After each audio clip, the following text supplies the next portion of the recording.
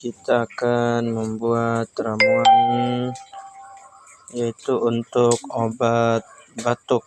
Semoga bermanfaat. Ini yang pertama ada jahe secukupnya.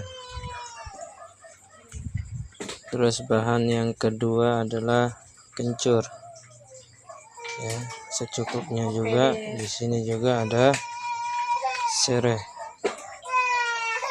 ya, secukupnya. Semua bahan ini kita akan blender, kita masukkan ke dalam blender, ya, semua bahan yang ada.